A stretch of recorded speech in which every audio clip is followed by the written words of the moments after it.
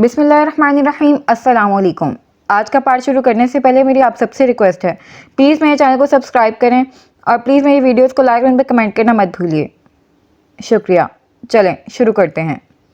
Ali villa के बड़े से हॉल में इतने नफूस की मौजूदगी में गंभीर खामोशी का राज था, जिसमें वक्फे वक्फे से तहसीन बेगम की बुलंद हिचकियों की आवाज़ खलल डाल रही थी। दरमियानी सोफे पर बैठे बारोब से दाबू पेशानी पर सलवटें सजाए जबड़े भींचे कालीन पर जमे अपने डंडे को देख रहे थे, लेकिन कनपट्टी की तनी रगें इनके मौजूदा उनके अंदर दबे इश्तियाल का चीख चीख कर ऐलान कर रही थीं। उनके साथ ही बैठे अतहर साहब और अंसार साहब खामोशी से अपने मंझले भाई को देख रहे थे, जिनकी गुलाल आंखें शीशे के टेबल पर ऐसी जमी थीं जैसे वहाँ कोई ऐसी तहरीर रकम है जिसे पढ़कर सुनाते ही माहौल में फैला तनाव पल में उड़न छू हो जाएगा। जबकि दूसरे सोफे पर बैठे अकबर अली के दिमाग में इस वक्त इतनी बातें घूम रही थीं कि सिरा हाथ ही नहीं आ रहा था कहाँ से शुरुआत करें। इस पर तहसीन बेगम की हिचकियाँ बार बार उनके तरतीब दिए अल्फाज को मुंतशिर कर रही थीं। उनके मुकाबिल रखे सोफे पर चारों खवातीन विराजमान थीं, जिनकी खुद की आंखों से दरिया रवां था, लेकिन इस वक्त वो उस माँ को संभालने की तगोदों में हलकान हो रही थीं, जिसने 28 साल तक अपनी कोख उजड़ने का मातम मनाया था और आज अचानक हकीकत बदल गई थी। और उनके मुकाबिल खड़े लंबे चौड़े नौजवान का चट्टानी वजूद कहानी का एक ऐसा हकीकत से यकसर मुख्तलिफ रुख की नक्शा कशी कर रहा था जो कोई तसव्वुर भी नहीं कर सकता था। वो आज हकीकत का रूप धारे वहाँ मौजूद तमाम नफूस के असाब पर हथौड़े की तरह बरस रहा था, लेकिन तहसीन बेगम के दुख का कोई नेमुल बदल नहीं था।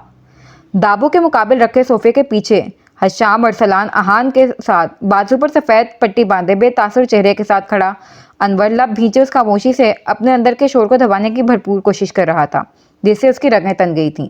गंदमी चेहरा खून छलकाने लगा था। चौधरी के इंकशाफ के बाद शाका से बदला लेने के जुनून ने जहन पर हकीकत का ज़्यादा दबाव नहीं डाला था, लेकिन अब जब शाका अपने हाथों अपने अंजाम तक पहुंच चुका था और उसे अली विला लाया गया था, तो अंदर झकड़ पकड़ शुरू हो गई थी। कभी खुद खस्ता हाल को देखता, कभी उनके ठाट बाट को, लेकिन उस सारे मंजर में हिचकोले ले रहे वजूद पर उसने नज़र डालने की हिम्मत नहीं की थी। अजीब सा खौफ महसूस हो रहा था। माँ के लम्ब से ना आशना अनवर सरापा उस वजूद को मुकाबिल देख बौखला गया था। अजीब ही कोई कैफियत थी जिसे वो नाम देने से कासिर था। माहौल में सरायत करती गंभीर खामोशी का वक्फा तवील तर होता जा रहा था, लेकिन कमिश्नर अकबर अभी तक अल्फाज की तरतीब में बुरी तरह उलझे थे। बहुत कोशिश करने के बाद खुश्क हलक को तर्क करके खामोश माहौल में अपनी आवाज़ से इरताशता पैदा करके,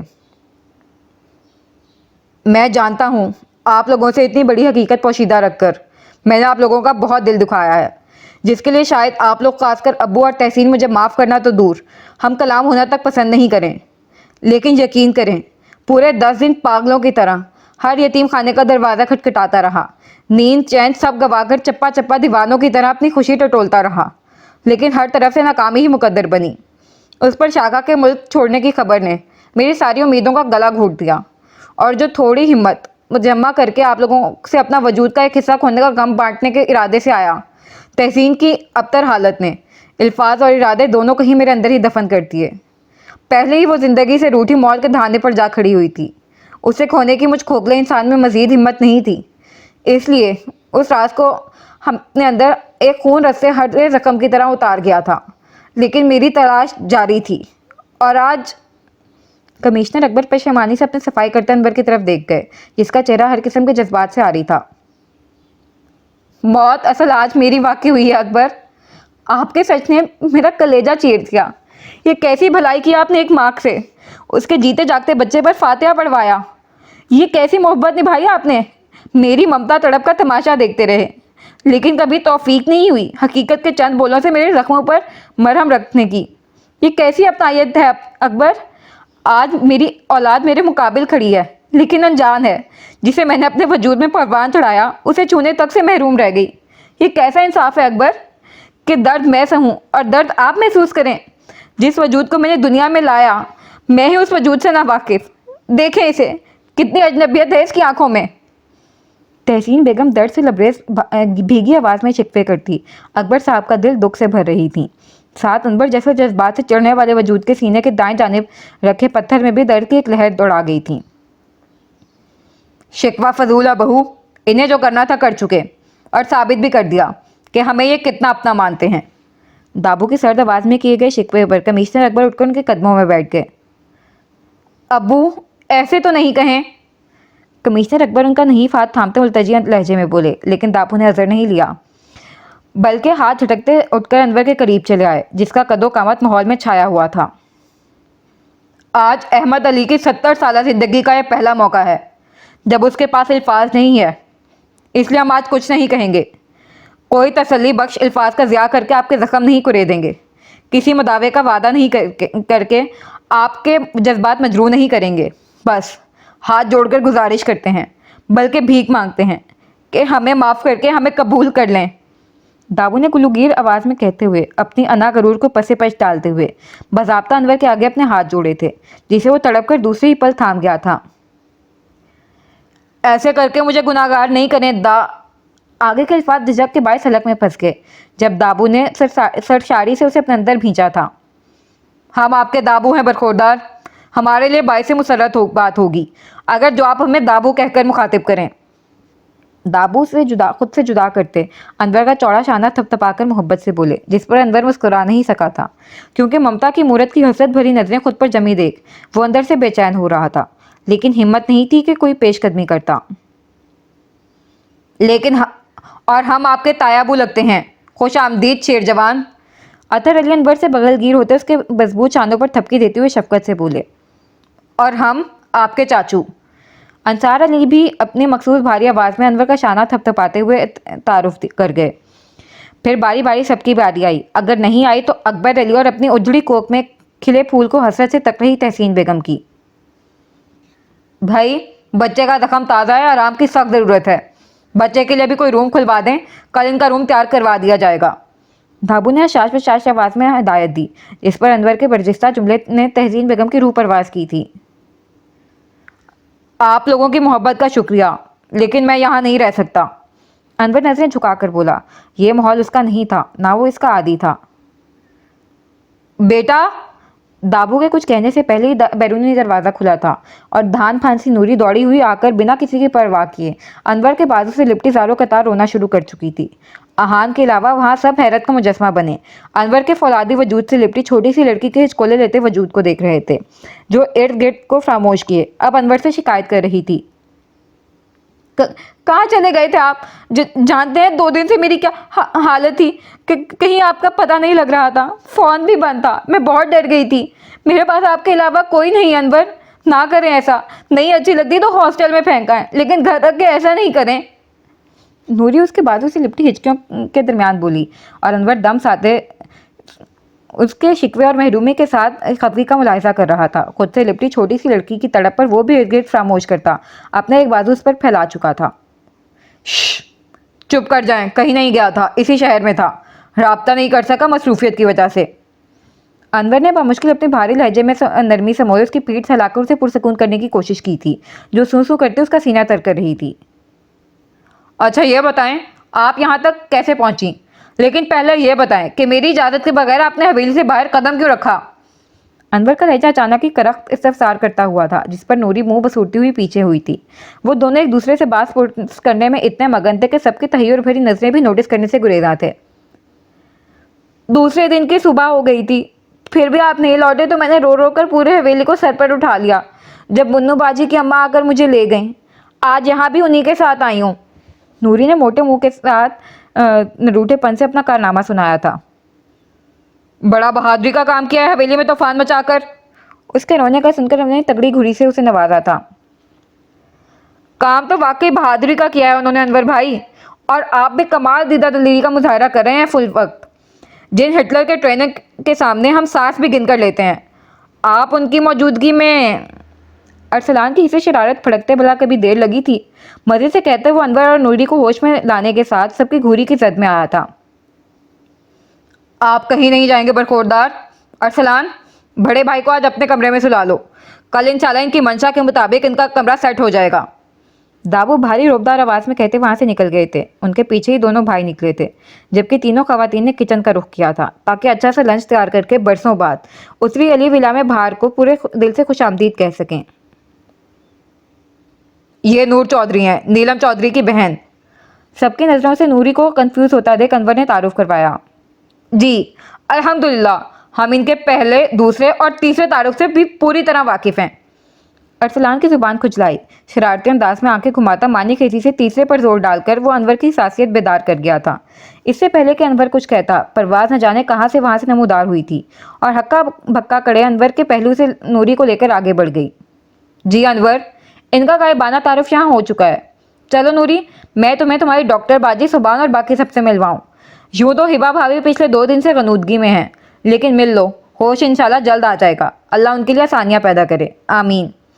परवाज सच्चे दिल से दुआ करती नूरी को लिए सीढ़ियों की तरफ बढ़ी थी।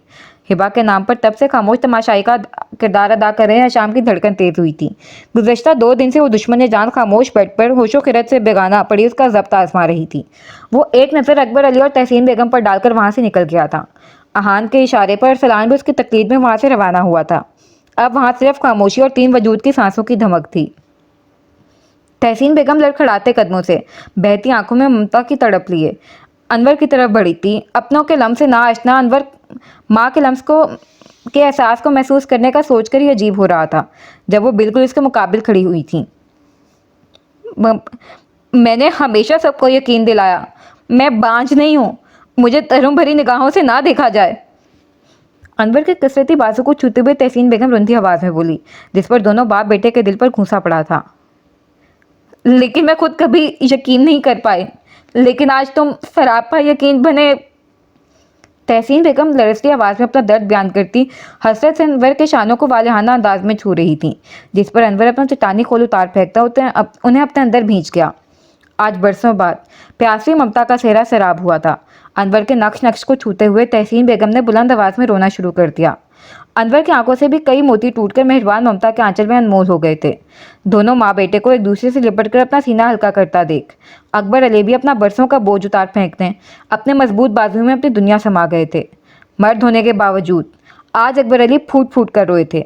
काफ़ी देर तक तीनों ने अपनी महरूमियों पर आखिरी बार जी भर के आंसू बहाए थे और जब दिल का गुबार हल्का हुआ तो तीनों अलग हो गए। मैं आप दोनों का मुजरिम हूँ, मुझे माफ़ कर देना। अकबर अली ने रोने की वजह से भारी हुई आवाज़ में दोनों माँ बेटे से इल्तिजा की थी, जिस पर दोनों भीगी आंखों से मुस्कुराए। प्लीज़ बेटा, एक बार तुम्हारे छोड़ जाने की खबर ने मुझे 3 साल तक गहरी नींद सुला दिया था। अब अगर एक पल के लिए तुम नज़रों से ओझल हुए तो शायद मैं अपनी अगली सांस ना ले सकूं। तहसीन बेगम के खौफजदा आवाज़ पर अनवर नफ़ी में सर हिला गया था। यहाँ के माहौल में एडजस्ट करना उसके लिए एक मुश्किल अमल था, लेकिन माँ की मोहब्बत से मजबूर होकर वो ना नहीं कर पाया था। आप लोगों का इमोशनल सील हो गया हो तो मैं आ जाऊं।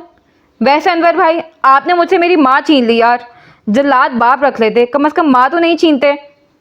अरसलान जाने कहाँ से टपका अपने दुखड़े रोने के साथ ना नजर आने वाले आंसू भी साफ कर रहा था। बदमाश हो पूरे। तहसीन बेगम नफ़ी में सर हिलाते हुए चपत रसीद कर गई। हाँ, अब इस घर की दूसरी खवातीन की तरह आपको भी अपना बड़ा बेटा मिल गया है, अब मुझ मासूम की क्या ज़रूरत। अरसलान की दुआएं अरूज पर थीं जब अकबर अली ने उसकी गर्दन दबोची। बेटा जी, इस जल्लाद को आपकी ज़रूरत है, वो भी थाने में। अकबर अली ने जल्लाद पर खसूसी दबाव डाला। हाँ, अब मेरी ज़रूरत तो चोर अचक्कों को ही रह गई है। वैसे प्रेजेंट आप इस घर के सबसे बड़े बेटे के ओहदे पर फायज हैं। इस एतबार से आपकी और मेरी जोड़ी हुई तो तारुफ कराता हूँ मैं आपको। आपकी मामा, अम्मी, माँ, मॉम, मदर, जो आप मुनासिब समझें, उनसे ये ब्यूटीफुल लेडी मैं आज से आपको आपके साथ शेयर करूँगा। और ये बात है कि कमिश्नर साहब जलकर कोयला हो जाएंगे। आगे कमिश्नर अकबर उसे खींचते वहां से ले गए थे। पीछे दोनों माँ बेटा हौले से मुस्कुरा दिए थे। अभी उनके रिश्ते में झिझक थी जो यकीनन गुजरते वक्त से ख़त्म होनी थी, क्योंकि माँ की ममता पत्थर को मोम करने का असर रखती है। अब अगला सीन। मम्मा, मम्मा, मम्मा। नरम मुलायम छोटे छोटे हाथों के लम्स के साथ मीठी आवाज़ से उसने अपने भारी वपुटों को बमुश्किल वाक़ किया था। पहली नज़र ही खुद पर झुके अपने शहजादे पर गई थी। कुछ देर अनजान नज़रों से सुबान के मासूम मुस्कुराता चेहरा तकते रहने के बाद हवास बहाल होते ही उसने बेसाख्तों से अपने हसार में लेने के लिए तड़प कर दोनों बाजू उठाने चाहे, लेकिन दाएं हाथ में खिंचाव महसूस करती कराह के रह गई। ध्यान से बेटा, ड्रिप लगी है आपको। दाबू की भारी मगर नरम आवाज़ पर हिबा ने दूसरे हाथ से सुबान को खुद में समेटते हुए पूरी आंखें खोली थीं। भारी होते सर के साथ कमरे में मौजूद तमाम नफूस पर नाफहम निगाहें घुमाते हुए ज़हन खुद ब खुद बेदार होने लगा था और जैसे मुकम्मल होश की दुनिया में जहन की वापसी हुई, वो झटके से अपनी जगह उठ बैठी थी, शाकी नज़रों से अली विला के तमाम नफूस के संजीदा चेहरे को देखते हुए। भयानक आगाही के लम्हे से लेकर खून से लुढ़े ज़मीन पर पड़े शाका तक का सफ़र किसी फिल्म की तरह जहन के पर्दे पर चलने लगा। हकीकत को कबूल करते ही जलती भारी सूजी आंखों में दर्द, अजियत, कुर्ब के साथ शर्मिंदगी ने जगह बनाई, तो आंखें खुद ब खुद भीग गई थीं और गर्दन किसी मुजरिम की तरह झुकने के साथ जुबान पर गिरफ्त कमज़ोर हो गई थी। किस्मत और हकीकत कभी नहीं बदलती हिबा। तुम कल गुमनाम थी, तुम आज गुमनाम होना चाहती हो। तुम कल मोहब्बत भरी एक निगाह को तरसती थी, तुम आज नफरत भरी नज़रों से खौफज़दा हो। भयानक इंकशाफ को हिफ्ज़ करो और अपने बिखरे मनहूस नापाक वजूद को लेकर इन अच्छे लोगों की दुनिया से निकल जाओ। अपनी धुंधली नज़रों से सफ़ेद कंफर्टर को खाली नज़रों से देख रही हिबा के अंदर से आई आवाज़ पर उसके दिमाग में झकड़ पकड़ शुरू हो गई थी। कमरे की समातों को साकिन करती खामोशी में सिर्फ सुबान की गूंगा की आवाज़ आ रही थी। हिबा का सुबान के गिर्द लिपटे बेजान हाथ में हरकत हुई थी। दूसरे हाथ में लगे ड्रिप को खींचने के लिए बढ़ा कपाता हाथ अचानक ही किसी के मजबूत आहनी गिरफ्त में कैद हुआ था। हिबा ने शिद्दत से भरे मानूस लम्स पर तड़प कर भीगे पलकें उठाई थीं। मुकाबिल हशाम को देख आंसू में रवानी आ गई थी। बेवकूफ़ी नहीं करें डॉक्टर। हशाम उसकी आंखों में हिलकोले ले रहे दर्द और बेयकीनी पर जबड़े भींचता भींची आवाज़ में बोला, जिस पर हिबा लपचबा गई थी। फिर काफ़ी देर यह खामोशी कमरे में गर्दिश करती रही, जिसे दोबारा हिबा की लरसती आवाज़ ने तोड़ा था। आप सब मेरी ज़ात से जुड़ी कभी नाकाबिले तब्दील कड़वी हकीकत से वाकिफ़ हो चुके हैं। जितने आप लोगों ने इन गुजरे चंद महीनों में मुझे मोहब्बत दी है, उसी अपनायत के एहसास के साथ मैं दुनिया के किसी भी खित्ते में बाकी ज़िंदगी गुजार सकती हूँ। लेकिन आप लोगों की आंखों में अपने लिए नफ़रत नहीं देख सकती। मुझे बस चंद दिन का वक्त दे दें, मैं ये शहर बल्कि ये मुल्क ही छोड़ दूंगी।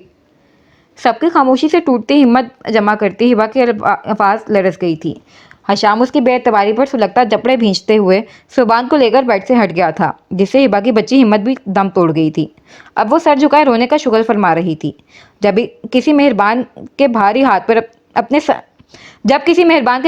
अपने सर पर रखने से उसने निगाहें उठाई तो मुकाबिल अकबर अली को पाया। सख्त अल्फाज के मुंतज़िर हिबा की समाज से नरम मोहब्बत से गुंदा लहजा टकराया तो बेयकीनी की कैफियत में आंखें फाड़े उस अजीम इंसान की आला ज़र्फ़ी पर रश्क करने लगी। आपकी ज़ात की हकीकत यह है कि आप उस नजमा की बेटी हैं जिसे मैंने बहन कहा था, जिसे अली विला के हर फर्द ने अली विला का हिस्सा तस्लीम किया था, जिसे अली विला की दरो दीवार इस विला की बेटी की हैसियत से जानते हैं। आप ही की तरह बेएतबारी और खौफ के ज़ेर असर वो भी एक ख़त के ज़रिए अली विला से नाता तोड़ गई थी। लेकिन ये गलती आप दोहराने के बारे में सोचेंगे भी नहीं। अकबर अली के मान भरे अंदाज और अपनी माँ के जिक्र पर हिबा उनके बाजू से लिपट कर फूट फूट कर रो दी थी। हाँ हिबा, तुम्हारी माँ बहुत अच्छी थी, मेरी बेहतरीन दोस्त थी वो, खुददार लड़की जिसने ऐशो इशरत की ज़िंदगी पर तंगदस्ती को फौकियत दी थी। तहसीन बेगम गुल्लीगीर आवाज़ में कहती उसे अपने साथ लिपटा गई थी। फिर घर के तकरीबन तमाम अफराद के मुंह से अपनी माँ के लिए अच्छे अल्फाज सुनकर हिबा के दिल का मैल धुलता गया था और ख़ुद एतमादी ऊद आई थी।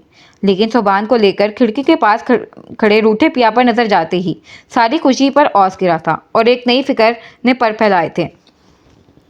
जानती हो तुम, जब तुम पैदा भी नहीं हुई थी तब भी नजमा ने तुम्हें मुझे सौंप दिया था। कहती थी कि बेटा हो या बेटी, भाभी आप ही उसकी माँ होंगी।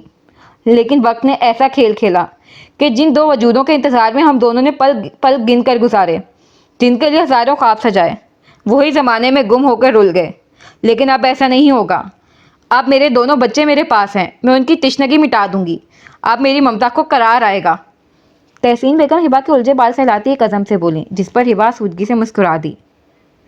लेकिन अफसोस, मेरी सबसे बेहतरीन सहेली की निशानी मेरे इतने करीब थी और मैं पहचान नहीं सकी। देखो तो तुम्हारे तो कई नक्श भी नजमा से मिलते हैं। खैर, गया वक्त लौट कर नहीं आने वाला। अब आराम करो, फजूल सोचने की कतई ज़रूरत नहीं। झुककर हिबा की बेदाग पेशानी चूमते हुए नजमा से मुमासलत रखते नकूश पर गौर करते हुए तहसीन बेगम की आवाज़ में नमी घुली थी।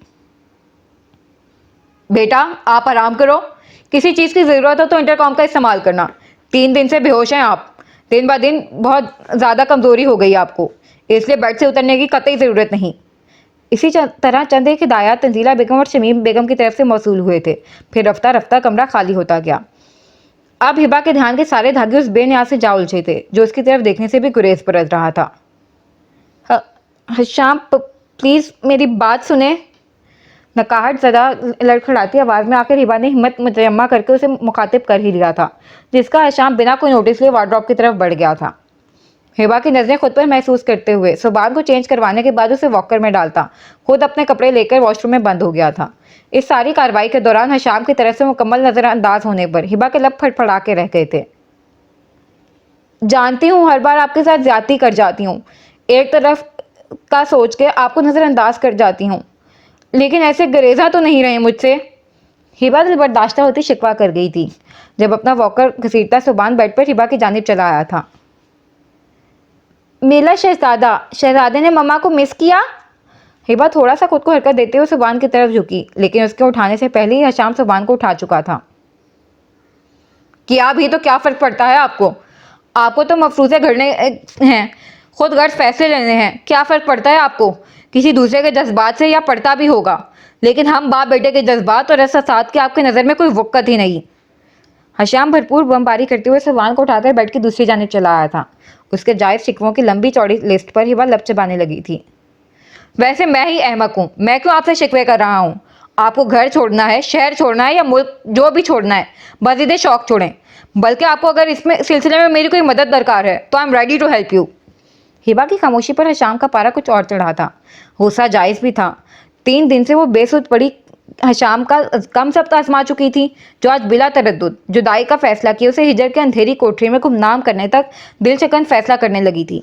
पहले वो जुबान से कहता था, लेकिन आज दिल ने तस्लीम किया था कि यह डॉक्टर वाकई बहुत जालिम, सफाक और बेहिस है। Please mister Hasham. हिबा मचल रहे सुबान को देख मिनमिनाई। क्या मिस्टर हशाम?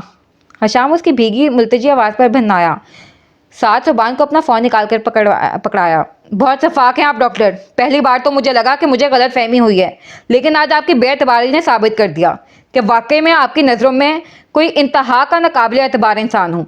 आपकी शख्सियत से जुड़े सच का इंकशाफ चंद दिन पहले आप पर हुआ है डॉक्टर, और आप मुझे गुज़श्ता 6-7 माह से जानती हैं। क्या इतना भी नहीं जान सकी आप मुझे? हशाम ने दुख से पूछा।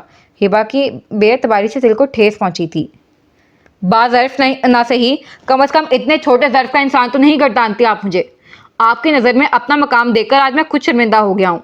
जिस लड़की को मैंने अपनों से लड़कर अपने नसीब में लिखवाया, आपको लगता है ये अदना जवाज़ मुझे कोई हतमी कदम उठाने पर मजबूर कर सकता है? अली वगैरह के मकीन अगर मेरे मुखालिफ भी खड़े होते ना, तब भी हशाम अली आपका साथ नहीं छोड़ने वाला था। लेकिन इस मकाम पर तो ये सारी बहस ही लायानी हो जाती है कि डॉक्टर हिबा कभी हशाम अली के शाना बशाना उसके साथ खड़ी ही नहीं हुई थी, बल्कि कभी वो इसके हम कदम होना ही नहीं चाहती थी। ये तो मैं और मुझ अहमक की जिद है जिसने आपको ज़बरदस्ती खुद से बांध लिया। हशाम गमज़दा टूटे लहजे में हिबा को भिगो भिगो कर मार रहा था और हिबा शर्मिंदगी की अता गहराइयों में गिरती जा रही थी। वाकई उसने ज़िंदगी और रिश्तों की हसीन रंगों से मुतारिफ करवाने वाले उस प्यारे से शख्स का दिल दुखाया था। ये एहसास हिबा का दिल पसीज रहा था। Sorry mister Hasham. हिबा शर्म सार से घबराई। इससे पहले कि हशाम कुछ बोलता, धड़ाम की आवाज़ से दरवाज़ा खुला और अरसलान की फटे ढोल जैसी आवाज़ के साथ यंग जनरेशन ने कमरे पर हमला बोला था। वाह भाई, यहाँ माफ़ी तलाफ़ी चल रही है। इसके बाद रूल्स के मुताबिक आंसुओं की झड़ी के दरमियान इकबाल जुर्म मतलब इजहार मोहब्बत होना था। फिर यकीनन हसीन रोमांटिक सीन के इम्कान थे, लेकिन हाय रे नसीब, हमारी गैर मुतवक्का आमद ने सब मलिया मेट कर दिया। Very sad. अरसलान ने अफसोस करने के साथ कुछ ऐसा नक्शा खींचा था कि हिबा हशाम अपनी जगह खफतज़दा सा होकर नजर चुराने लगे थे। अलबत्ता बकिया तमाम वजूद ज़ोरों शोर से उस बेलगाम बंदे को घूरने में मसरूफ़ थे। तुम अपनी फजूल गोई की आदत से बाज मत आना अरसलान। अहान ने उसे घूरा था। लो जी, इसमें फजूल गोई कहाँ है? नहायती काम की बात की है मैंने। क्यों जर्नलिस्ट साहिबा? अरसलान ने फ़ौरन मुस्कुराहट दबा रही परवाज़ को लपेट में लिया था, जिस पर बेचारी बौखला गई थी। खैर, बहुत इंपॉर्टेंट सवाल याद आया है मुझे अभी। अरसलान परवाज़ पर नजर खास की तासुर छोड़कर उसे पदल करके बेड की तरफ बढ़ा। कोई बदतमीजी नहीं अरसलान, डॉक्टर की तबीयत अभी भी ख़राब है। हशाम ने तंबिया की, उसे हिबा के पास स्टूल लेकर टिकते देख, जिस पर अरसलान ने बदमज़ा मुंह बनाया। नहीं हाशी भाई, आज तो आप बता ही दें। अरसलान बुरे बुरे मुंह बनाता हशाम की तरफ मुतवज्जा हुआ, जिसने भवें अचकाकर क्या पूछा था। क्या यार, आप लोगों ने 18वीं सदी के बोरिंग कपल की तरह डॉक्टर और मिस्टर हशाम के रट्टे लगाते रहते हैं। यकीन करें, दावा है अरसलान का, हमारे हिटलर के ट्रेनर दाबू भी ना आप से ज़्यादा रोमांटिक होंगे इस मामले में। आज भी दाबू की स्माइल देखने लायक होती है जब वो अपने जन्नत नशीं ज़ौजा को याद फरमाते हैं। और एक आप हैं। अरसलान ने मुतासिर नज़रों से दोनों को देखा, जिस पर दोनों खज्जल हुए। बाकी सबने सर पीट लिया। लेकिन निशवा तो खैर निशवा थी। अरसलान को बख्शना तो उसने किसी हाल में नहीं था, इसलिए ताली पीट कर सबको मुतवज्जा करते अरसलान को कटहरे में खड़ा कर गई। लो भाई, कर लो बात। अब एतराज़ भी कौन बुलंद कर रहा है जो खुद अपने निस्वे बेहतर को शेरनी कहकर मुखातिब करता है। और उनके निस्वे बेहतर, इन्हें हातिम ताई वर्जन 2 अम्मा की शरीफ साहब जी मिस्टर नॉन स्टॉप जैसे नाम खूबसूरत नामों से याद फरमाती हैं।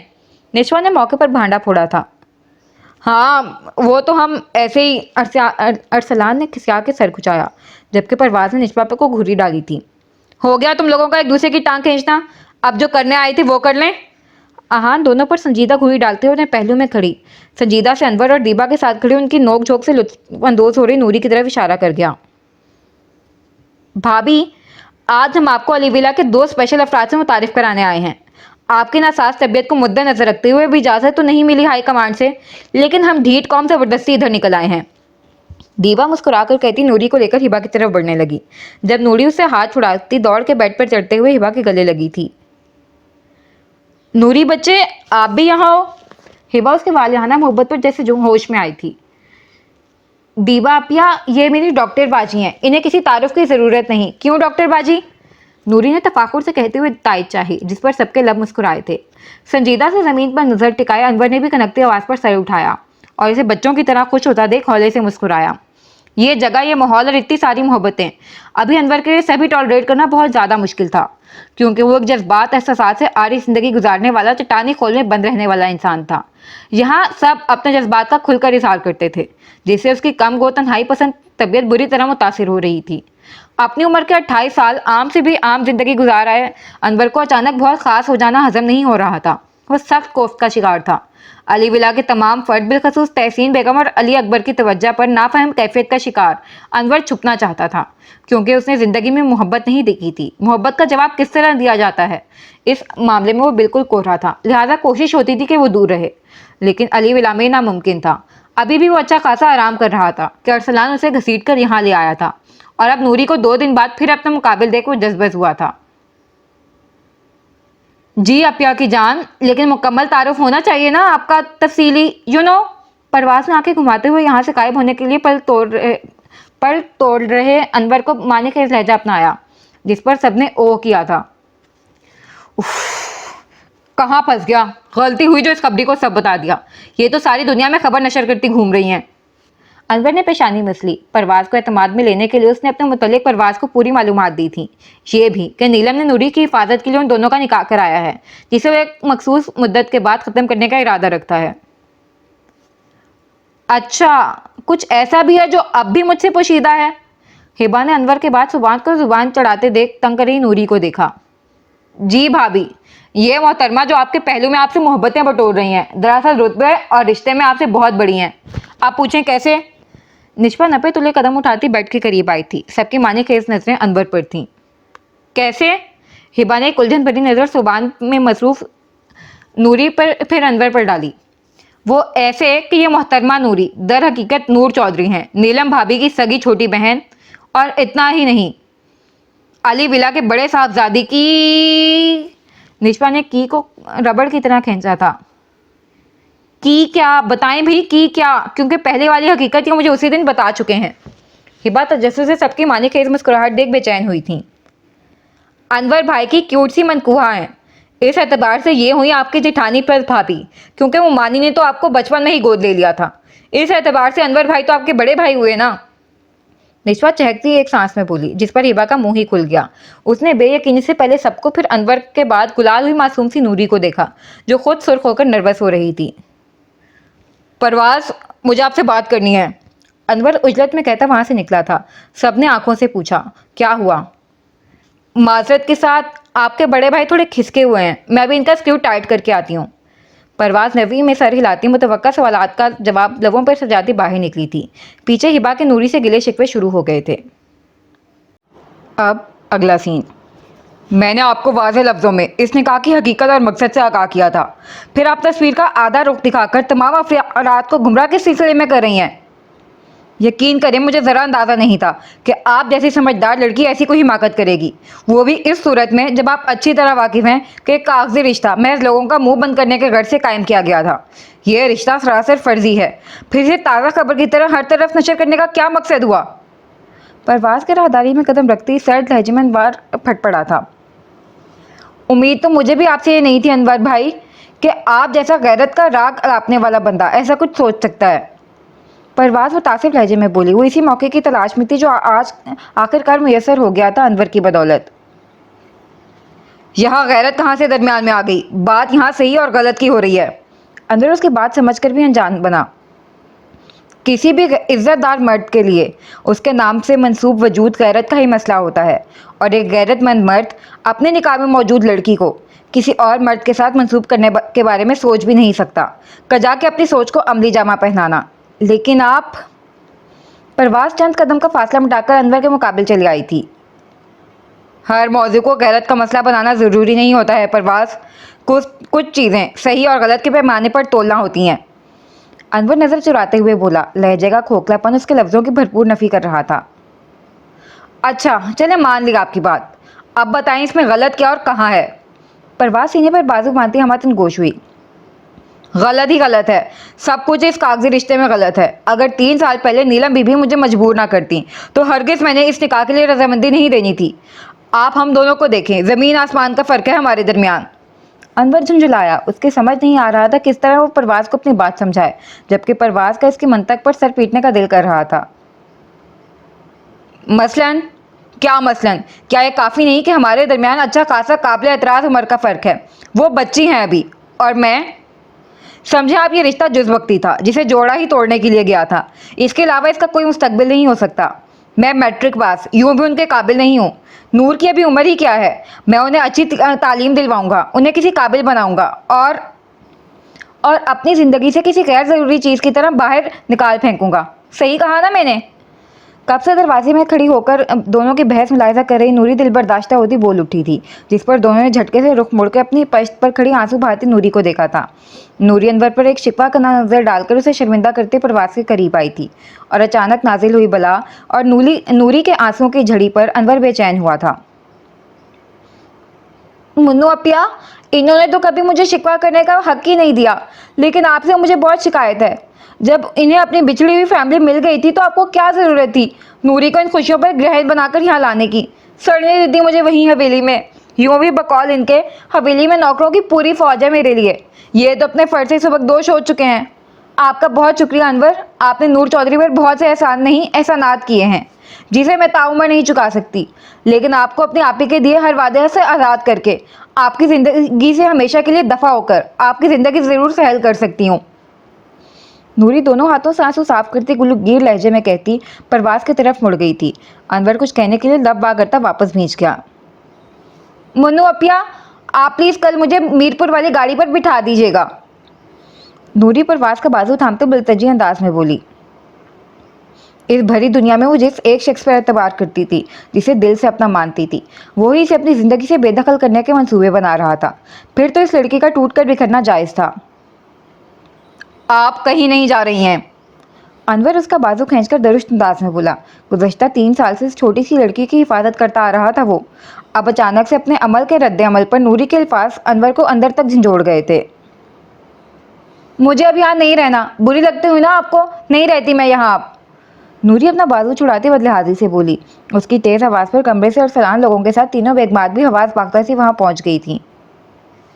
क्या हुआ है नूरी बेटा? तहसीन बेगम अनवर की हद से ज़्यादा सुर्ख आंखें और नूरी का ज़ारो कतार होना देख परेशानी से दोनों के करीब आई थी। आंटी, मुझे हवेली वापस जाना है, नहीं रहना मुझे यहाँ। माजरत, लेकिन आपका एक खड़ूस अड़ियल बेटा बहुत बुरा है, हमेशा मुझे डांटता और रुलाता रहता है। तहसीन बेगम का सहारा मिलते ही नूरी को भड़ास निकालने का मौका मिल गया। जहाँ अनवर ने आंखें उकेड़कर उस बला को घूरा था, वहीं परवाज़ आंखें फाड़े अभी इतनी बड़ी बड़ी बातें करके परवाज़ के तक के हवास मुंजमद करने वाली नूरी को देखा, जो अब मासूम बनी सूसू करते मुसलसल तहसीन बेगम से अनवर की शिकायत लगा रही थी। अनवर, क्यों डांटते रहते हो तुम मेरी बहू को और रुलाते भी हो? तहसीन बेगम ने दांत पीस रहे अनवर को आंखें दिखाई। आंटी, बस मैंने नहीं रहना यहाँ। ये कहते हैं मेरी पढ़ाई मुकम्मल होने के बाद ही मुझे बहुत दूर भेज देंगे। अनवर को डांट पड़ता देख नूरी ने तहसीन बेगम के कंधे में मुंह छुपाया एक और जुर्म आगे किया था। कोई नहीं बच्चे, सुबह होने दें आप, बस सबसे इनको कस के डांट लगवानी है मैंने। एवे मेरी इतनी प्यारी बेटी को रुला दिया। आप मेरे साथ आएं, इसकी बातों को दिल पर लेने की कतई ज़रूरत नहीं है। तहसीन बेगम सबके मुस्कुराहट जब्त करते चेहरे पर एक नज़र डालती नूरी को पिचकारती हुई लेकर वहां से निकल गई थी। अब आप फरमाएंगे मोहतरम अनवर अकबर अली, आपने अपनी मासूम सी मनकूहा हम सब की मासूम सी भाभी जी को क्यों इतना सख्त किस्म का हर्ट किया? अहान मुस्कुराहट जब्त करता अनवर के करीब आया। कोई मासूम नहीं है मोहतरमा, पूरी फिल्म है फिल्म। अनवर नज़रें फुलाकर कहता वॉकआउट कर गया था। पीछे परवाज़ पूरी स्टार सा मुस्कुराई थी क्योंकि पूरा सीन उसी का प्रोड्यूस किया हुआ था अनवर का दिमाग सेट करने के लिए। नूरी जैसी झल्ली की ब्रेन वॉशिंग करने के लिए उसे बहुत मेहनत करनी पड़ी थी, लेकिन तहसीन बेगम की एंट्री कहानी में ट्विस्ट साबित हुई थी। ये भी शुक्र कि उनकी गैर मुतवक्का एंट्री को नूरी ने कवर कर लिया था। वैसे अली विला में रूठने मनाने की हवा चली है। मालूम होता है एसपी साहब आपकी तरफ भी मौसम अबार आलूदी है। अरसलान ने अहान को कंधा मारा। नहीं, हमारी तरफ मामला तुम्हारी समझ से परे है। अहान ने खुद से कतराती फिर रही दीवा को नज़र के हिसार में लिया। काश हमारी तरफ भी कोई मामला होता, लेकिन यहाँ तो क्लीन बोल्ड है सब। अरसलान ने परवाज़ को देखते हुए ठंडी आह भरी। है ना दाबू की अदालत में तुम्हारी पेशी, ज़बरदस्ती उनके मना करने के बावजूद भाभी के कमरे में रेड डालने पर, और ये न्यूज़ मैंने ब्रेक की है। भागो। निशवा अरसलान के सर पर धमाका करती दीवा और परवाज़ का हाथ थामकर दौड़ते हुए अपने कमरे में बंद हुई थी।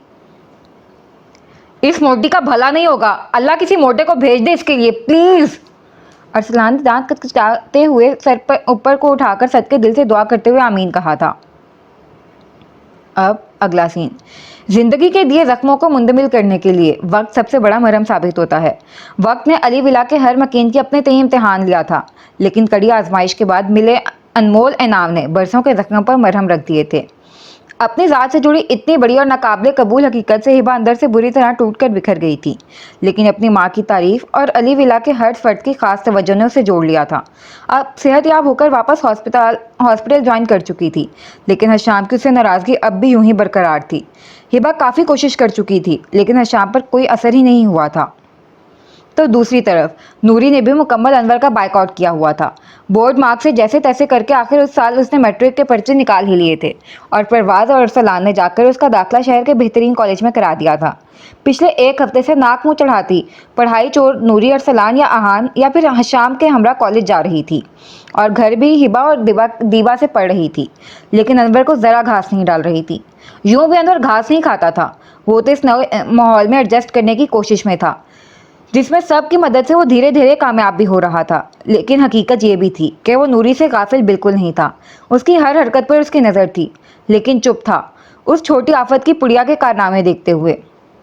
परवाज़ के लाख कोशिश के बावजूद उसे दोबारा हॉस्टल शिफ्ट होने नहीं दिया गया था, लिहाजा वो भी अरसलान के शौक जुमले और नज़रों को बर्दाश्त करते हुए अली विला में ही क़याम पजीर थी। दीबा और अहान की गाड़ी भी दोस्ती के ट्रैक से थोड़ा आगे निकल गई थी। अहान अब खुलकर अपने जज्बात का इजहार करने लगा था, जिसे हमा वक्त दीवा की धड़कन मुंतशिर ही रहती थी। और इन्हीं सारे झमेलों के बीच आया यासिर साहब के दोस्त की जानिब से निशवा का रिश्ता। घर में हर बड़े छोटे की जुबान पर जायके का काम कर रहा था, जिससे निशवा सख्त झुंझुलाई हुई थी, और रही सही कसर आते जाते अरसलान उसे छेड़ कर निकाल रहा था। अभी भी सब हॉल में बैठे इसी मौजू पर बात कर रहे थे जब भुनाई हुई निशवा पैर पटकती हुई आकर धप से सोफे पर बैठी मुट्ठी भर भर के आलू चिप्स मुंह में ठूसते हुए सख्त चिड़ी हुई मालूम हो रही थी। क्या हुआ बच्चे, ऐसे क्यों खा रही हैं? आराम से खाएं।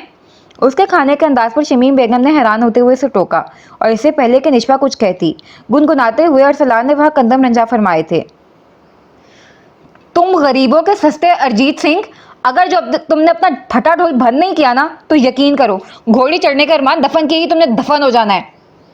निशवा हाथ में पकड़ी प्लेट जोर से सामने टेबल पर पटकती उंगली उठाकर फाड़ खाने वाले अंदाज में अंगुश्त शहादत उठाकर बोली, लेकिन दूसरी तरफ असर कौन लेने वाला था? दांत दिखाकर दिल जलाता अरसलान महफूज जगह पर पहुंचकर वापस बुलंद आवाज में शुरू हुआ था। सुन सुन मोटी, तेरे लिए एक रिश्ता आया है। सुन सुन मोटी, तेरे लिए एक रिश्ता आया है। लड़का खाता पीता है, बस किस्मत का कंगला है। कद तो फिर भी ठीक ही है, पर किस्मत छोटी है। हाय बेचारे के नसीब जो मोटी संग फूटी है। अरसलान पॉकेट में दोनों हाथ फंसाए गला फाड़ रहा था और निशवा के हाथ उसका गला दबाने के लिए मचल रहे थे। मोमानी और परवाज, मैं आप दोनों को बता रही हूँ, इस लानती इंसान पर आप आज फातिहा पढ़ लें, क्योंकि आज मेरे हाथों कत्ल होकर रहेगा। निशवा दांत कचकाकर हंसी जब्त करने में हलकान सब पर एक नजर डालती आस्तीन चढ़ाकर आज या मैं नहीं या तो ये नहीं वाले अंदाज में अरसलान पर झपटी जो पहले चौकन्ना था।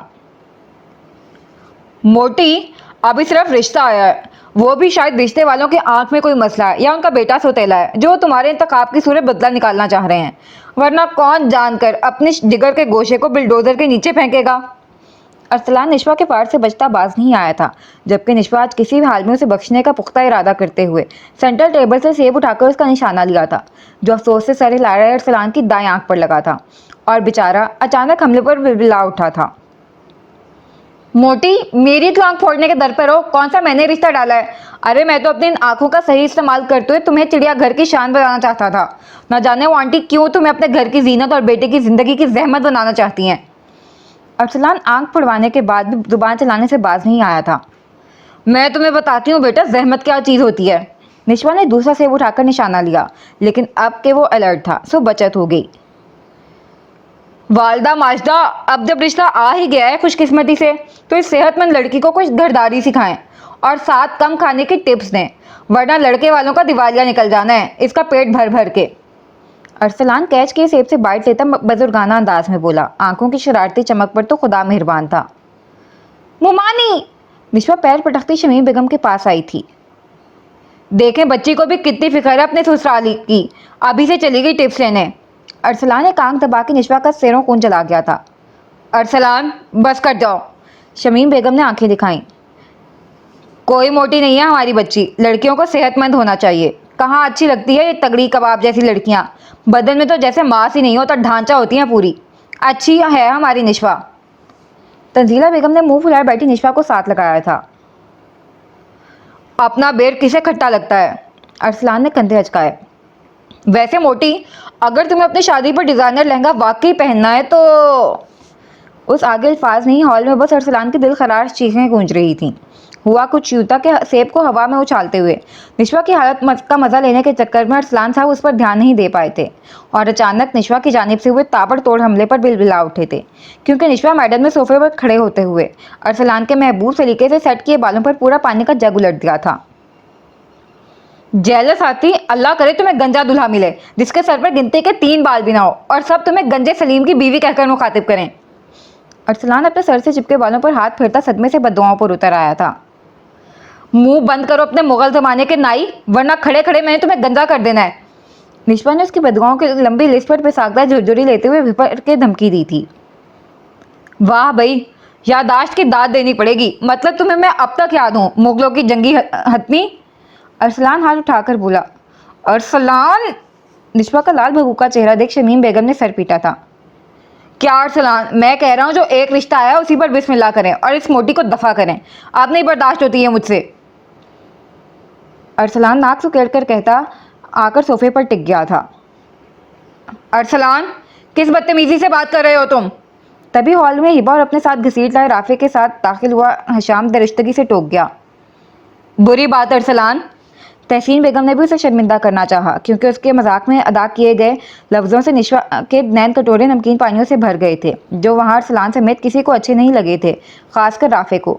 यह और बात थी कि ड्रामा क्वीन की एक चाल थी अरसलान की चित्रौल करवाने के लिए। अरे मेरी गोल गप्पा यार, नहीं करते तुम्हें दफ़ा, बुरा क्यों मना रही हो? करोड़ों में एक ही पीस है हमारी सेहतमंद निशवा, ऐसे ही तो किसी को नहीं सौंप देंगे, बाकायदा छानबीन होगी।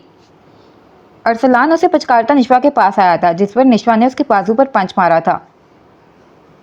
चलो बदला तो निकाल लिया तुमने, लेकिन इस पानी की टंकी की सप्लाई बंद करने के लिए तो मैं गोलगप्पे खिलाऊंगा। अरसलान जबरदस्ती निशवा को खींचकर खड़ा करता परवाज की तरफ घूमा। आप भी आए परवाज। अरसलान के हुक्म पर परवाज सुबान को प्यार कर रही थकी थकी सी हिबा की तरफ मुतवज्जे हुई थी। बहुत बुरे हो तुम। निशवा ने नाक सुकेड़ कर उसे घूरा।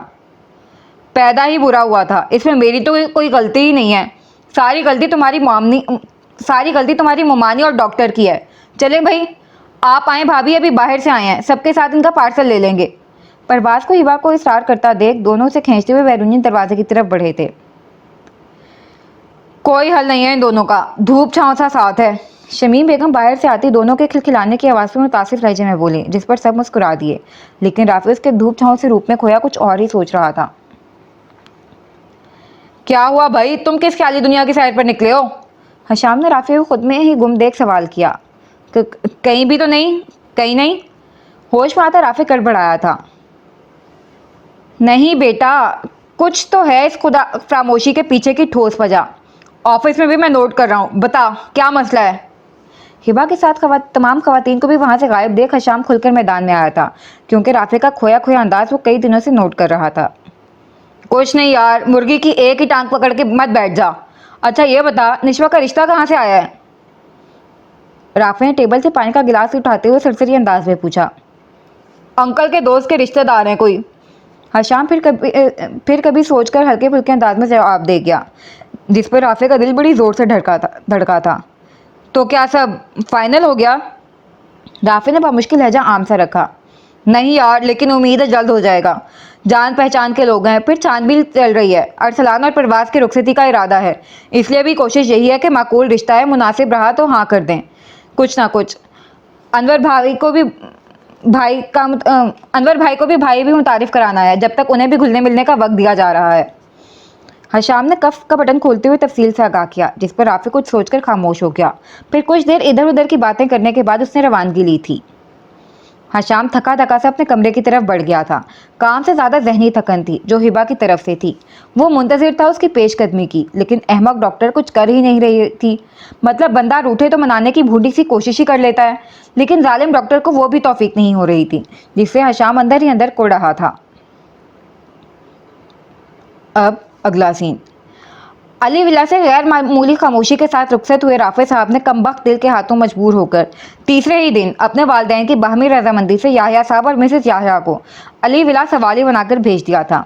इनकी गैर मुतवक्के आमद और इसके पीछे का मकसद जानकर जहां सब हैरान हुए थे, वहीं खुश भी थे, क्योंकि यासिर साहब के दोस्त वाला रिश्ता बेशक अच्छा था, लेकिन अनजान लोगों में निशवा जैसी चंचल लड़की के लिए ज़रा हिचकिचा रहे थे। लेकिन राफे तो घर का बच्चा था, जिसका पूरा बचपन अली विला में गुजरा था। याह्या साहब दाबू के बहुत अच्छे दोस्त के इकलौते बेटे थे, जिनका इंपोर्ट एक्सपोर्ट का बिजनेस था, और राफी उनका इकलौता बेटा था, जो एहतशाम की मौत के बाद हशाम की मदद के लिए एहतशाम के पार्टनर के साथ उसका ऑफिस देख रहा था। हशाम की वापसी के बाद राफी डिज़ाइन करना चाहता था, लेकिन हशाम ने दोस्ती का वास्ता देकर काम समझने तक उसे रोक लिया था, और अब बहुत जल्द वो वापस अपने वालिद का बिजनेस संभालने का इरादा रखता था। दोनों रिश्तों का मुवाजना करने पर हर एतबार से राफी का पलड़ा भारी था, और 2 दिन सोचने की मोहलत लेकर राफी को ग्रीन सिग्नल मिल गया था।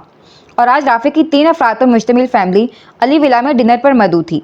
खुशगवार माहौल में डिनर किया गया, और अब अपनी अलग महफिल लेकर मशवरे के घर से बड़े हॉल में तशरीफ फरमा थे, और नौजवान चांदी में नहाए गार्डन में निकल आए थे। लड़कियां एक जानिब बैठी थीं, उनके मुकाबले लड़के जलवा अफरोज थे। नूरी हमेशा की तरह हिबा से चिपक कर बैठी सुबान को छेड़ रही थी। उसके साथ बैठी दीबा और परवाज आपस में मगन थी। हमेशा हल्ला गुल्ला करने वाली निशवा अचानक नाजिल हुई सूरत हाल पर ऐसी बौखलाई थी कि जुबान ही तालू से चिपक गई थी। अनवर हमेशा की तरह आज भी खामोश था। एक अरसलान था जो हद से ज़्यादा चहक रहा था। राफे बेचारा यूं भी पैदाइशी मजलूम था। क्या यार, आप लोग सब मुंह में दही जमा कर बैठ गए हैं, कुछ फूटें। और मोटी, तुम तो अब सदमे से बाहर निकल जाओ, अब तो विकेट गिर चुकी है। यूं भी मेरी बदुआओं ने असर दिखाना ही था। अरसलान सबकी खामोशी पर दे चौथा आखिर वो निशवा को चिढ़ाने के लिए कॉलर उठाकर तफाकुर से बोला, जिस पर निशवा मुठियां भींच गई थी। इतना इतराने की क्या ज़रूरत है, नकील तो अब तुम्हारी कसने वाली हैं। माशाल्लाह से बदुआओं ने तो हमारी भी बहुत असर दिखाया है। परवाज की सूरत। दीबा ने परवाज के गिर्द हाथ फैलाते हुए अरसलान को जुबान चढ़ाई थी। तुम्हें ज़रूर बोलना होता है जाली डॉक्टर। अरसलान सबको मुस्कुराहट दे दांत पीस कर बोला। और आप किस खुशी में अपने खरगोश जैसे दांतों की नुमाइश कर रहे हैं शहजादे? अरसलान को असल आग उस 1.5 फुट के दुश्मन के चांदनी में चमक रहे चांदी जैसे दांतों को देखकर लगी थी। तुम्हारी शक्ल घोड़ी चढ़ने वाली है नहीं, फिर भी तुम घोड़ी चढ़ने का इरादा रखते हो। इस गम में मेरे बेटे के दांत निकल रहे हैं, कोई मसला है तुम्हें? है भी तो हमें खाक परवाह नहीं है। हशाम अपने गोद में खिलखिला रहे सुबान की तरफ दादी करता नखुवत से बोला, जिस पर हिबा ने गौर से हल्की शेव की वजह से मजीद वजीह नजर आ रहे अपने रूठे मिजाजी खुदा को देखा था, जिसकी नाराजगी हनूस बरकरार थी। भाई बेइज्जती तो नहीं करें यार, इतनी प्यारी शक्ल है, कम से कम निशवा से तो लाख गुना अच्छी है। अरसलान अपने चेहरे को चूता मुंह बसूर कर बोला। बालों को संवारते हुए कभी फुर्सत से आईना देख लो, कुछ नहीं कुछ फहमी ही दूर हो जाएगी। निशवा कहाँ उतार रखने वालों में से थी। उसके बर्दिस्ता जवाब पर कार्रवाई पर सब का कहका पड़ा था। अपने मुंह मियाँ मिट्ठू, दीबा ने भी तायद की। कह लो बेटा, मेरा टाइम भी आ रहा है।